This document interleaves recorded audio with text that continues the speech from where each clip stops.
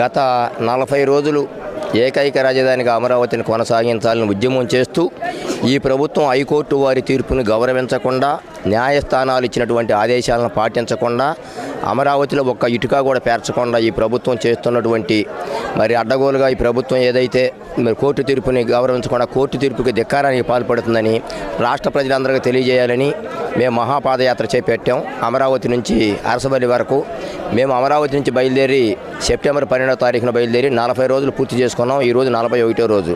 కానీ మేము చేస్తున్నటువంటి మహాపాదయాత్రలో హైకోర్టు వారు 600 మందికి పర్మిషన్ ఇచ్చారు.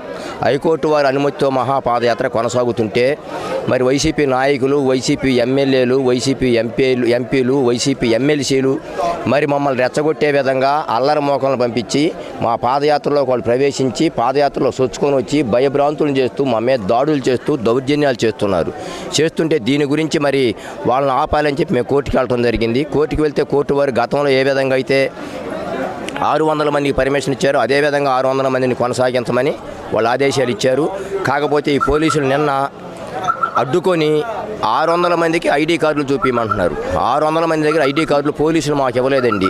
125 మందికి మాత్రమే ఐడి కార్డులు ఇచ్చారు. 475 మందికి ఐడి కార్డులు ఇవ్వకుండా మేము మీ కార్డులు ఇచ్చాం, మాకు ఐడి కార్డులు చూపించమంటారు. మా దగ్గర ఎక్కడ ఉంటాయండి ప్రూఫ్లు?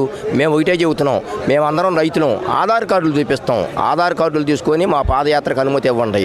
మాకు హైకోర్టు వారు 600 మందికి పర్మిషన్ ఇచ్చారని మేము చెబుతుంటే వారు మాత్రమే అట్ట కాదు, ఐడి కార్డులు చూపిస్తేనని మమ్మల్ని అడ్డుకొని నిన్న డిఎస్పీలు పోలీసులు దాదాపు 100ల సంఖ్యలో పోలీసులు వచ్చి మా స్వామివారి రథాన్ని అడ్డుకొని పాదయాత్రలో పాల్గొన్నటువంటి రైతుల మీద, మహిళల మీద దాడులు చేసి లాఠీ చార్జీ చేసి మమ్మల్ని భయభ్రాంతులను చేసి ఒక భయానక వాతావరణం సృష్టించారు. 2 గంటల సేపు ఏం జరుగుతుందో తెలియనటువంటి పరిస్థితి. చాలామంది గాయపడ్డారు, చాలామంది దెబ్బలు తగిలినాయి.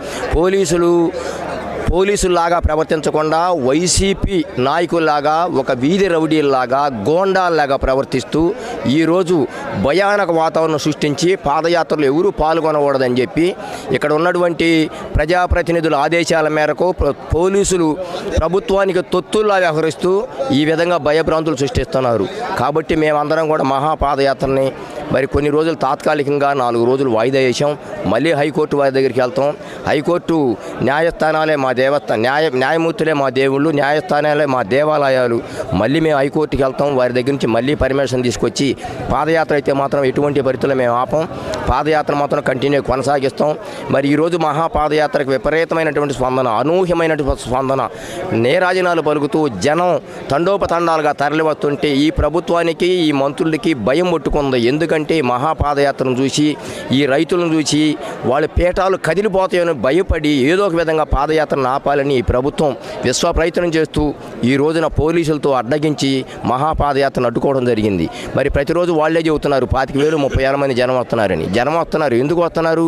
అమరావతి ఏకైక రాజధానిగా కొనసాగాలి, రైతులు చేస్తున్నటువంటి మహాపాదయాత్ర విజయవంతం కావాలని వారందరూ కూడా నేరాజనాలు పలుకుతూ తండోపతండాలుగా తరలి వచ్చి పూలు పరిచి స్వాగతాలు పలికి పూల మీద నడిపిస్తుంటే ఈ ప్రభుత్వం దాన్ని అడ్డుకోవాలని ఈ రోజున పోలీసుల చేత దాడులు దౌర్జన్యాలు చేయించి ఈ రోజున పాదయాత్ర ఆగేటట్లుగా చేసింది.